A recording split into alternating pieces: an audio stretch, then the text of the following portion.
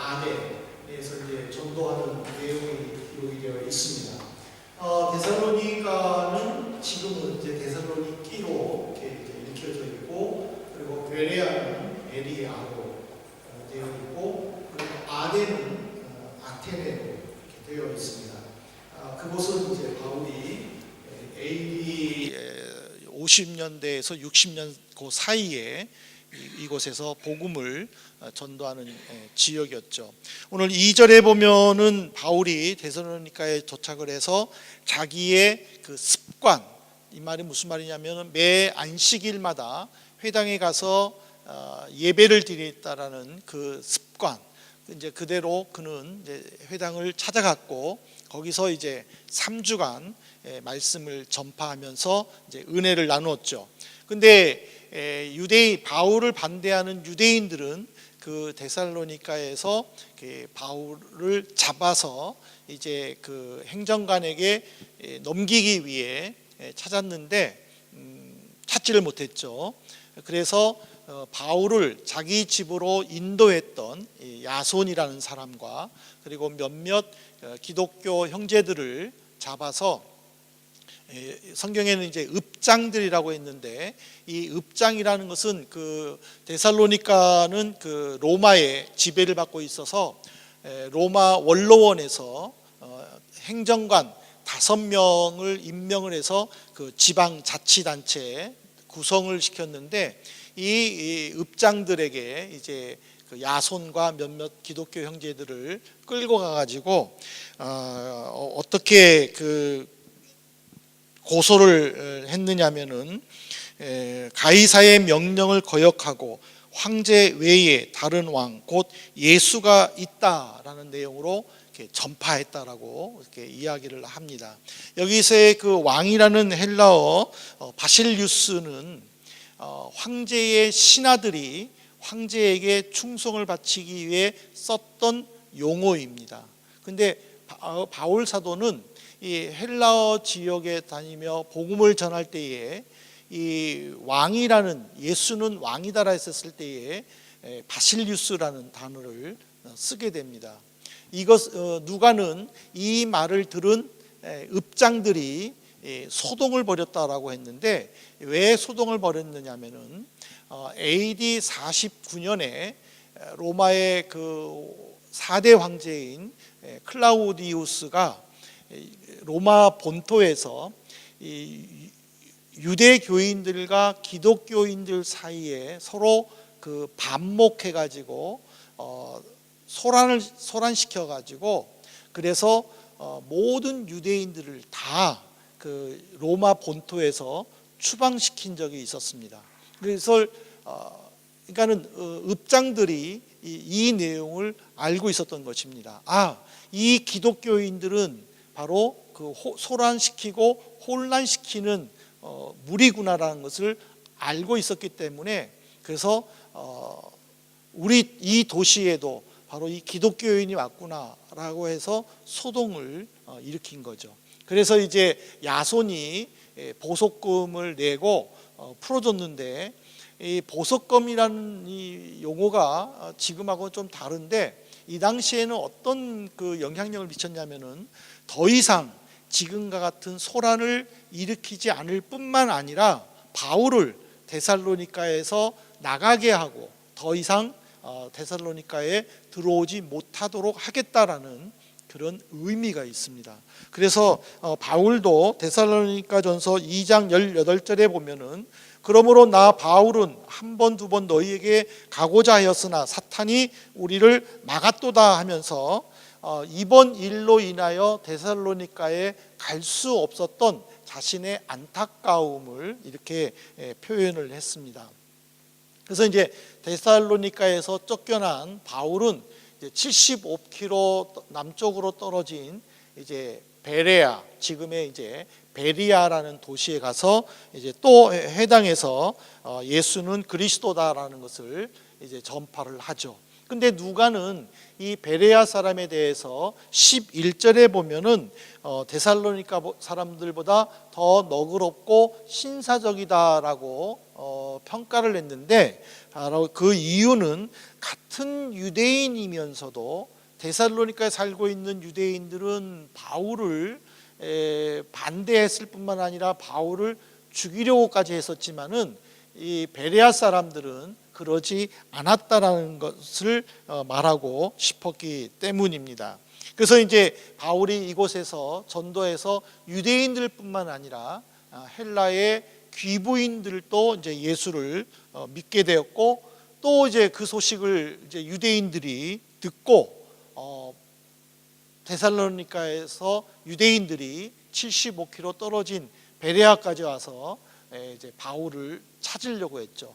그 소식을 들은 베레아의 몇 성도들이 성경에 보면은 14절에 보면은 바울과 함께 바다로 갔다라고 했는데, 이 말은 뭐냐면은 이제 바울이 베레아를 떠나는 것처럼 이렇게 보여서 유대인들로 하여금 더 이상 공격받지 못하게 하려는 성도들의 배려였죠.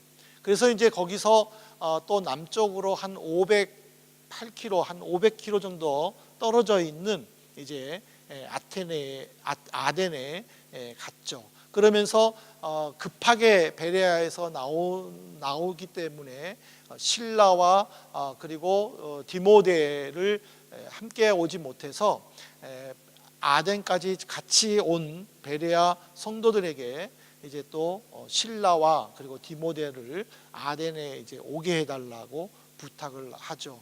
그리고 이제 그들이 올 때까지 바울이 이제 아덴의 이제 구석구석을 구경을 했었는데, 특히 이름 모를 신에게라고 새겨진 조각상 앞에서 절하는 그 아덴 사람들을 보고 굉장히 그 화를 냈다, 격분했다라고 성경은 표현을 했습니다. 왜 바울이 이렇게 격분을 했느냐? 그거는 제1계명의 10계명 중에 제1계명인 내 하나님 여호와를 경외하라, 그리고 2계명은 너를 위하여 우상을 만들지 말라 하는 이 계명을 아덴 사람들이 어겼기 때문이죠. 그래서 그는 아덴에서는 그 장터에서나 아니면은 회당에서나 사람들이 있는 곳에서는 그들과 변론을 하면서 예수님을 증거하려고 했었죠. 그래서 이 일로 인하여서 그 아덴 사람들이 바울을 고발을 해서 이제 아레오바고 광장에서 이제 세웠다라고 이야기를 했는데, 이 아레오바고 법정은 이 종교나 또 도덕, 특히 그 바울처럼 이렇게 여행객들에게 어떤 문제가 일어나면은 그 평의회가 열려서 그 사람들을 이렇게 판단하고 판결하는 그런 민주주의적인 법정이 그 아레오바고입니다. 그래서 이제 스토아 학파하고 에피쿠레스 학파의 철학자들이 바울을 이 아레오바고에 세운 이유는 뭐냐면은 바울이 지금 전하고 있는 말도 안 되는 그 예수라는 사람에 대한 이야기를 더 자세히 이제 듣고 싶었기 때문에 그를 세웠고, 발언권을 얻은 바울이 22절에 보면은 너희를 보니까 범사에 종교심이 많다라는 인사말로 이제 설교를 31절까지 합니다. 근데 이 범사에 종교심이 많다라는 것은 그들을 칭찬하는 것이 아니라 너무 미신적이다. 그래서 그들의 정신세계를 공격하기 위한 바울의 그 결심을 너희들에게는 종교심이 많다라는 그 말을 통해서 알 수가 있습니다. 근데 이제 31절까지의 그 설교 내용을 보면 크게 이제 5가지로 이제 요약이 되는데, 첫 번째가 뭐냐면 하나님은 그리스 신화에 나오는 다실론이나 또는 스토아 학파가 주장하는 범신론이 아니라 유일하신 하나님이다. 또 또 둘째는 유일하신 하나님은 이 세상과 이 안에 있는 모든 것을 창조하셨다.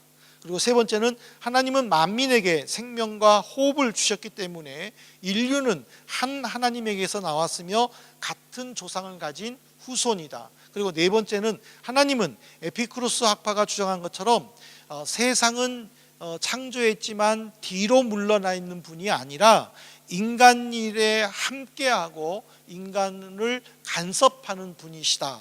그리고 마지막 다섯 번째로는 하나님은 영이시기 때문에 사람의 손으로 만든 장소에 계시지 않고 어떤 피조물의 도움도 받지 않는다 하고 이렇게 설교를 했습니다. 그러면서 제가 인용 구절에는 놓지는 않았지만은 여러분들 28절 구절을 한번 보십시오. 그 28절의 구절은 이 당시 그 헬라에서 유명한 그 두 시인들의 그 시구를 인용을 했는데, 첫 번째로 그 크레타 시인인 에피메니데스라는 그 사행시에 보면은 크레티카에 이런 시가 나옵니다. 살며 기동하며 존재하느니라. 근데 바울이 이 시의 일부를 인용을 해가지고 살며 기동하느니라라고 또 그 아덴 시민들에게 말을 했고, 그리고 또 바울의 그 고향인 길리기아의 그 시인이기도 한 아라투스의 그 오행시에 보면은 페노미나에 나오는 그의 소생이라는 그 시의 일부를 인용해 가지고 그 아덴 시민들의 그 미신적인 행위를 비판을 했습니다. 근데 아덴 사람들은 바울의 그 죽은 자의 부활의 설교를 듣고 조롱했다. 그리고 또 다시 듣고 싶다. 그런 반응들이 분분했다라고 누가는 증언을 했습니다. 왜 아덴 사람들의 일부가 바울의 설교를 조롱을 했느냐면은 아덴의 수호신은요 아폴로 여신입니다. 이 아폴로 여신이 그 아레오바고 법정을 세울 때에 그 시인 에스킬루스가 이런 그 노래를 불렀습니다. 사람이 일단 죽으면 티끌이 인간의 피를 빨아들였기 때문에 결코 부활은 없을 것이다. 이렇게 아테네에서는 이 그 에스킬루스가 이런 노래를 이미 불렀어요. 그렇기 때문에 아덴 사람들은 바울의 말보다는 이 에스킬루스의 이 노래를 더 잘 알고 있었던 거예요. 그랬는데 바울이 와서 갑자기 와가지고 부활했다고, 죽은 사람도 살아날 수 있다라고 이렇게 이야기를 하니까는 터무니없는 거짓말로 들었다라는 사실입니다. 그래서 바울은 이 아덴 사람들과 많이 변론하고 또 토론하고 그러다가 지쳐가지고 그가 고린도 교회에다가 어떻게 편지를 적었느냐면은 고린도전서 2장 2절에 보면은 내가 너희 중에서 예수 그리스도와 그가 십자가에 못 박히신 것 외에는 아무것도 알지 아니하기로 작정하였습니다. 그러니까는 더 이상 죽은 자의 부활에 대해서, 내가 믿는 예수에 대해서 토론하지 않겠다, 논쟁하지 않겠다, 그냥 선포하겠다, 사람들을 이해시키지 않겠다, 이해를 하든지 안 하든지 나는 전도만 하겠다라는 그런 결단의 내용입니다. 근데 이 아덴에서 바울은 결코 실패한 것은 아니었습니다. 왜냐하면은 아레오바고, 그러니까 그 법정을 관리하는 디오누시오라는 사람과 그리고 또 다마리라는 헬라 여자가 바울의 말을 듣고 예수를 믿었다라고 기록이 되어 있습니다. 근데 이 디오누시오는요, 제가 다음 주일날에 이제 고린도 교회를 배경으로 설교를 하면서 이제 인용을 하겠지만은 이 디오누시오가 170년경에 고린도 교회에 감독이 됩니다.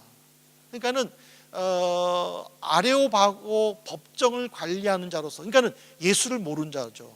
그냥 철학자 중에 한 사람이었고, 그리고 그 당시에 그 아테네 풍습에 따라서 그냥 예수하고는 전혀 상관이 없는 사람이었는데 바울의 이 한 번의 설교로 그는 변화되었고, 그리고 계속 신앙생활함으로 고린도 교회에 감독이 될 정도로 성장을 한 사람입니다.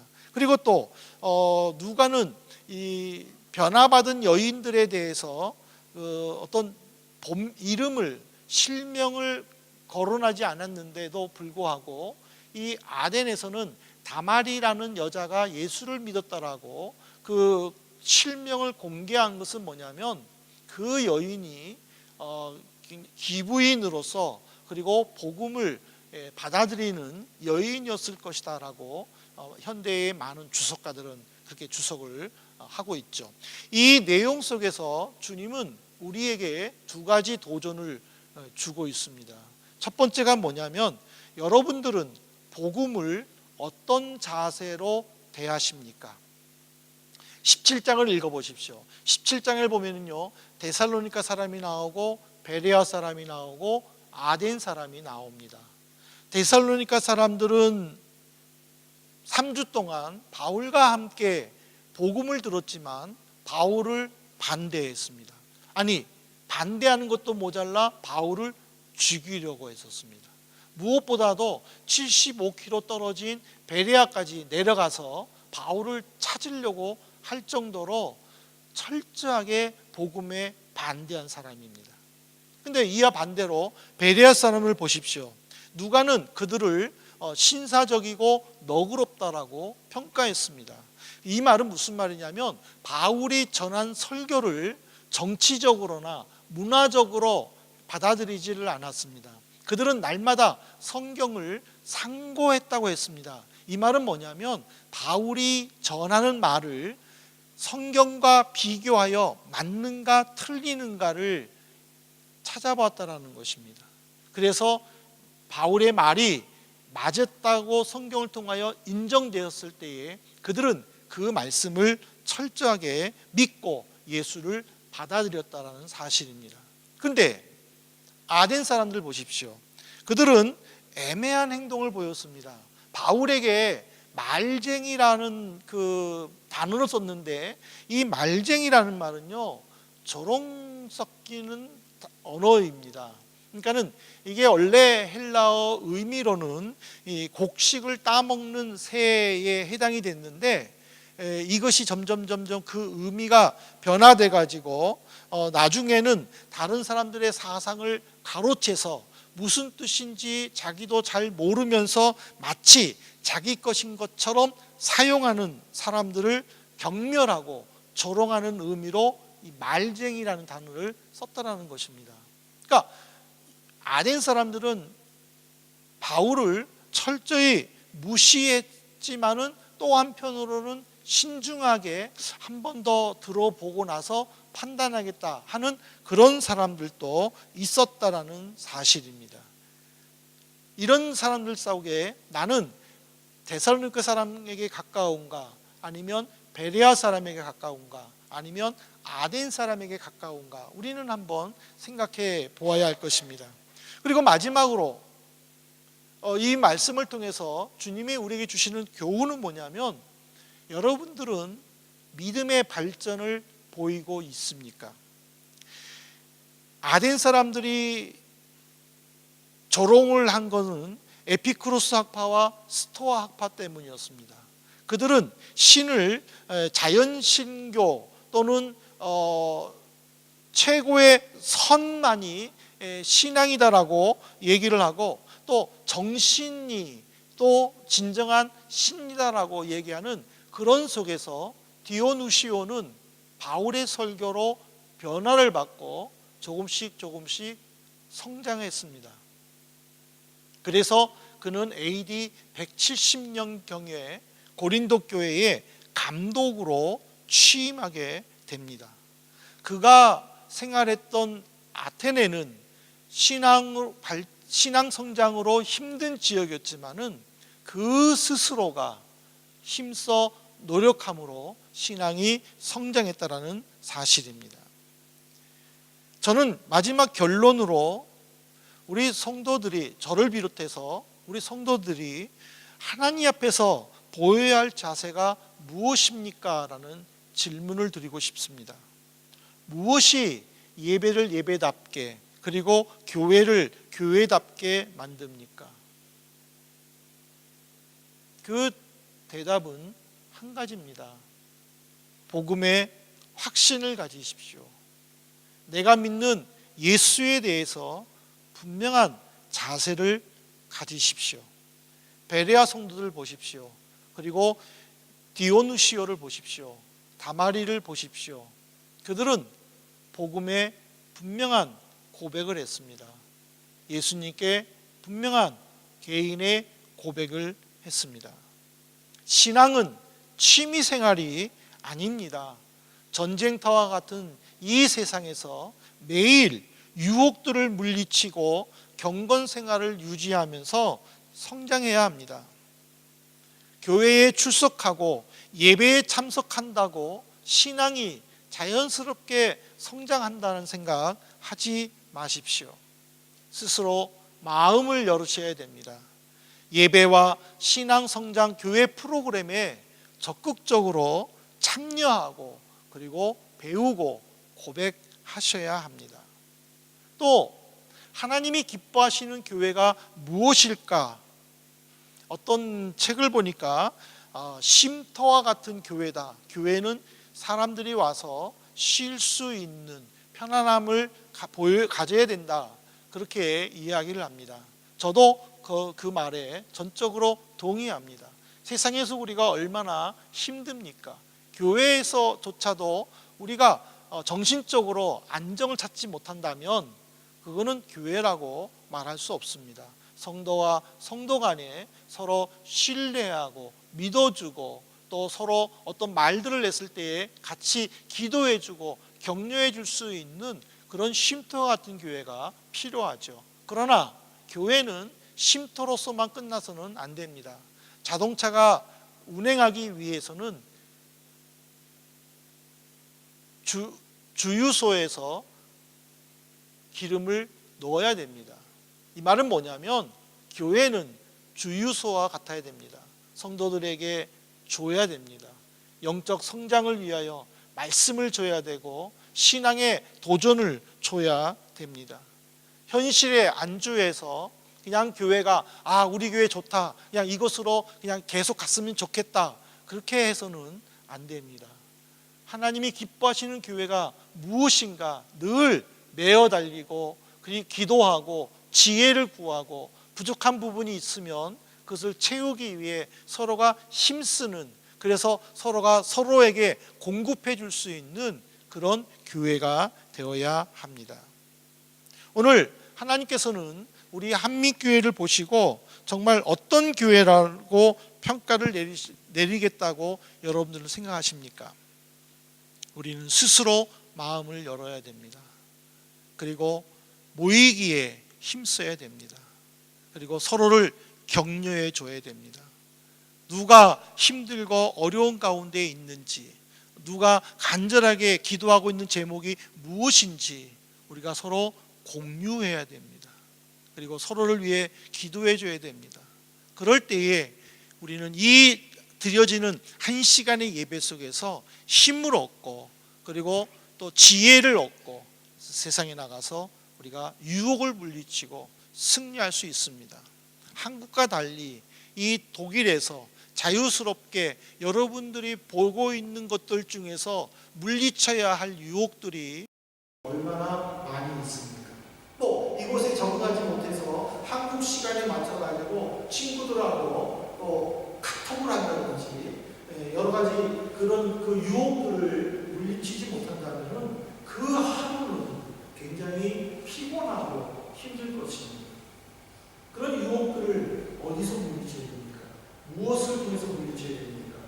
바로 교회에서 말씀과 함께 성도들과 더불어서 그런 유혹들을 물리쳐야 된다는 사실입니다. 모쪼록 오늘 우리는 베레아 교회 성도들처럼 우리 한민교회 성도들이 서로 힘을 합하고 말씀을 나누고 서로 기도하면서 하나님이 기뻐하시는 그 교회가 되도록 힘쓰는 우리 한민의 성도들 되시기를 간절히 부탁을 드립니다.